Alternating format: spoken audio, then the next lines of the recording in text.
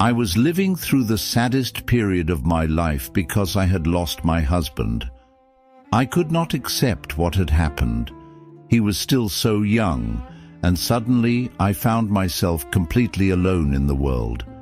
I never even had the chance to say goodbye to him or kiss him one last time. I could not think clearly enough to do anything, not even work. So my boss moved my vacation forward so I could stay home and take care of my emotional health. My mother came to stay with me for a few days. I felt detached from reality, almost sedated, because everything had happened so suddenly. I missed Manuel so much that, to give you an idea, I wore his clothes around the house. I also kept listening to the last voice messages he had sent me. I did all of that just to feel him a little closer, as though the accident had never happened. The problem was that hearing his voice in those messages only made me feel even sadder.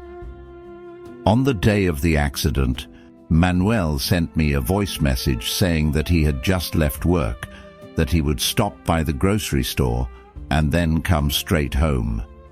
But that last part never happened. He never made it home. Only I know how much pain and longing I felt. At the end of that message, as he always did, he told me that he loved me. Ever since Manuel had been ripped away from me in such a painful and senseless way, I had felt completely lost, as though part of my soul had left with him. From the very first days, my mother kept insisting, "Luciana, don't you think it would be better to come back to my house? I don't know if you'll be all right here alone. You need to try to accept what happened, my daughter. I won't be able to stay here with you forever. You can go home without worrying, Mom. I'll get better." "Will you really? You're not even eating properly. Some days I practically have to put the food into your mouth." I would only sigh. How did she expect me to feel after losing my husband? There was no way I could be all right. The memorial mass held 7 days after his death was terrible. I felt even emptier inside. When we returned home, my mother had to give me a sedative. I started listening again to the voice messages Manuel had sent me on the day of the accident. I became desperate, cried like a child, and begged him to come for me and take me with him. My mother cried that day too. The poor woman stood in the bedroom doorway, watching me lying on the bed, not knowing what to do. Despite all my suffering, I do not believe I would have been capable of taking my own life, although my mother was terrified that I might. A few days later, however, something very strange happened. My mother had already returned to her own house. I was alone, and I could not say exactly what time it was. But it must have been late at night when I woke up after hearing a noise in the living room. For a moment, I thought it was my mother. She had a copy of the key and often stopped by to check on me. I remained completely still, trying to hear something else, but there was nothing. Then I thought that perhaps I had dreamed it. Sometimes I would doze off and wake up frightened. It could have been my imagination or some noise caused by the wind outside. Since my mother did not say anything, I decided that it had been nothing. I closed my eyes and tried to relax so I could go back to sleep. That was when I heard another sound. It sounded like footsteps coming closer. The footsteps moved down the hallway and stopped directly outside my bedroom door. It had to be my mother. I held my breath so I could listen more carefully. As soon as the footsteps reached my door, the sound stopped. I waited for her to come in, but time passed and nothing happened. When no one opened the door, I called out a little louder, "Mom, is that you, Mom?" There was no answer. I did not hear any more footsteps or any other sound. I lifted my head and propped myself up on my elbows, staring toward the door. If it really was my mother, she would come in at any moment. But the footsteps had stopped, and no one had answered when I called. That was when I noticed the doorknob moving.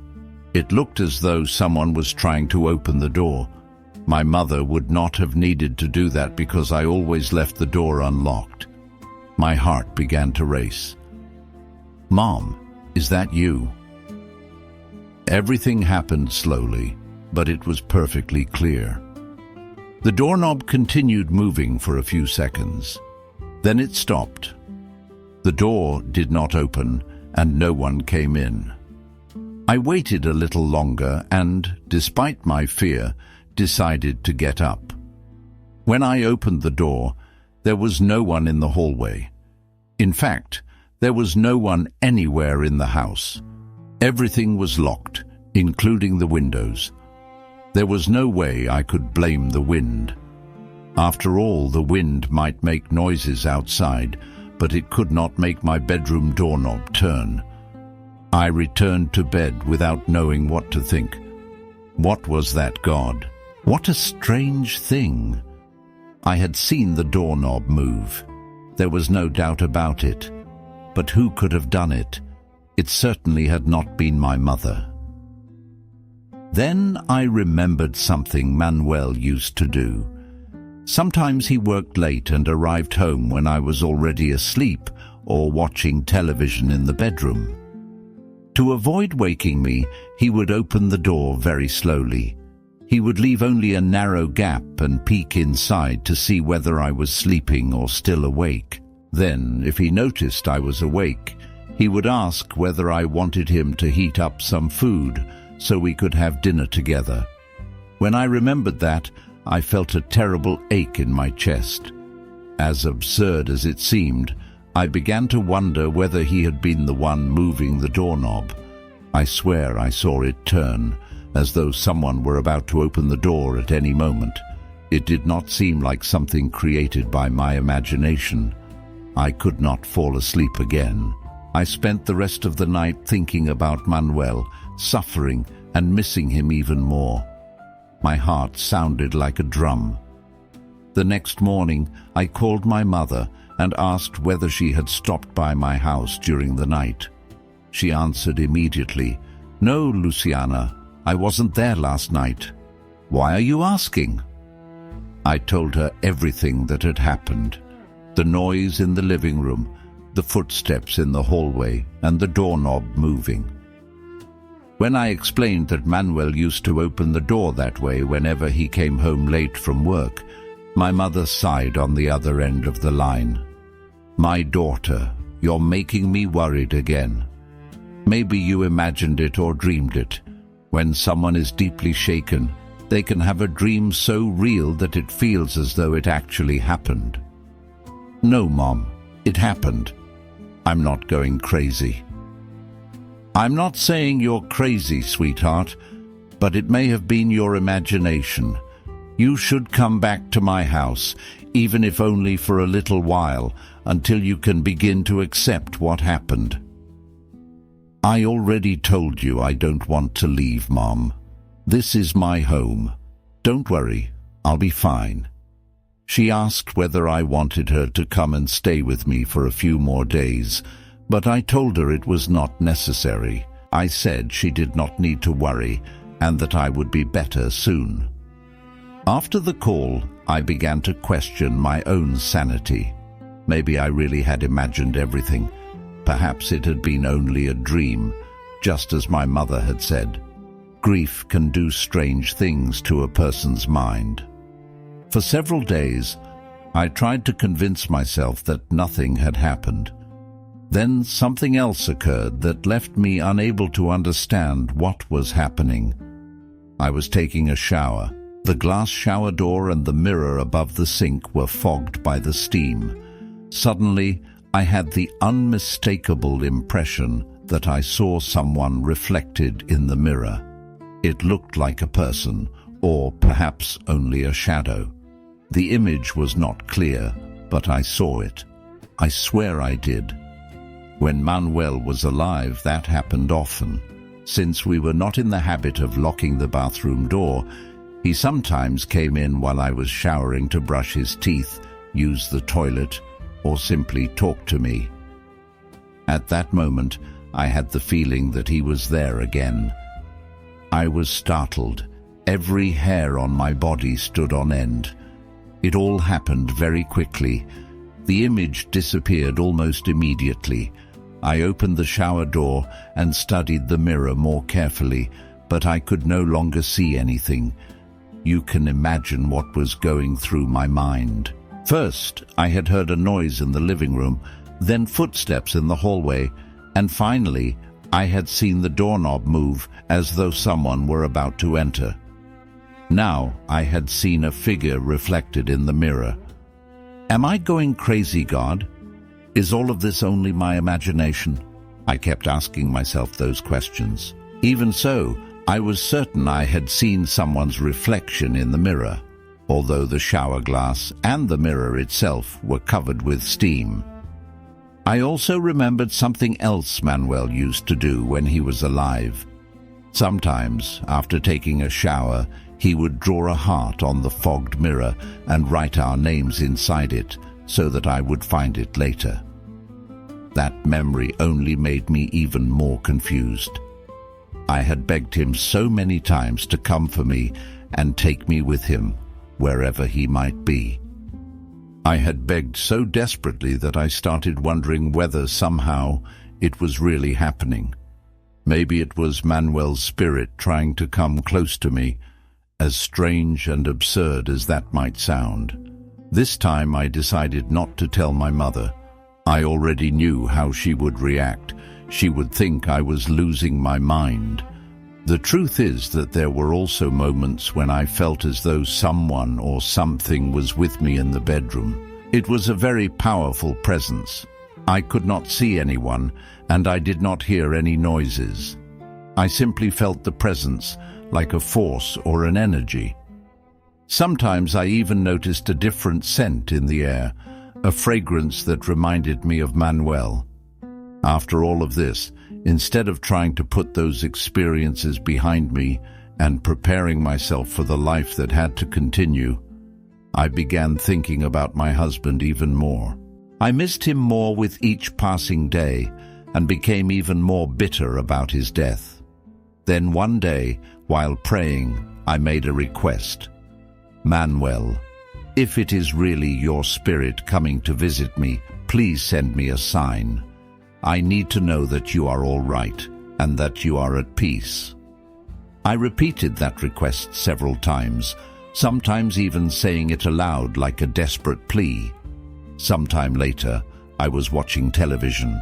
I felt terribly anxious and kept changing the channel, unable to take an interest in any program. With the remote control in my hand and my thoughts far away, I moved from one channel to another until I suddenly stopped. A romantic comedy was just beginning. I cannot explain it, but I felt something very powerful and did not change the channel again.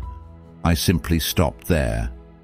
It was as though something were telling me to watch the movie. First, I recognized the actors. Then I realized which movie it was. It was a romantic comedy that Manuel and I loved.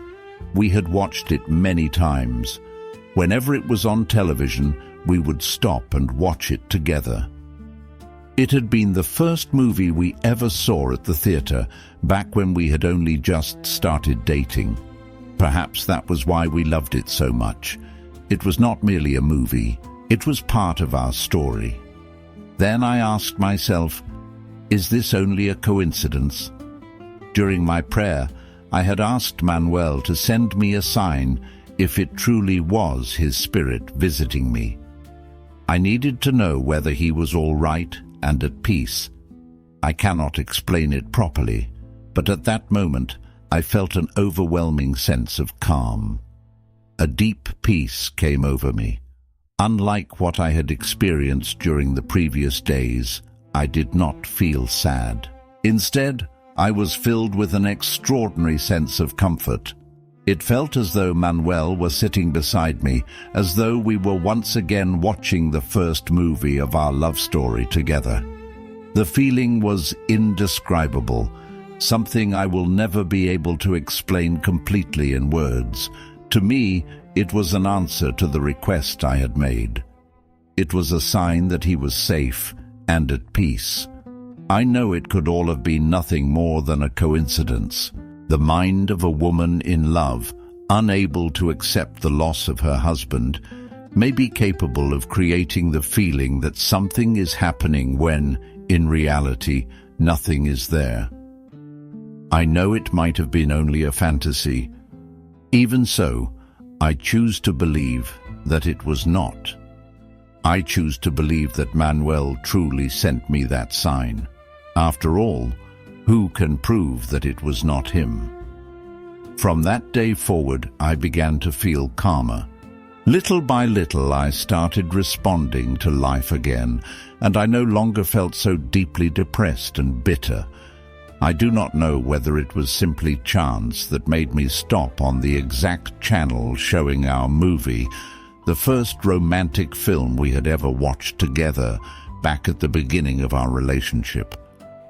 I had never been in the habit of switching channels that way, overcome with anxiety.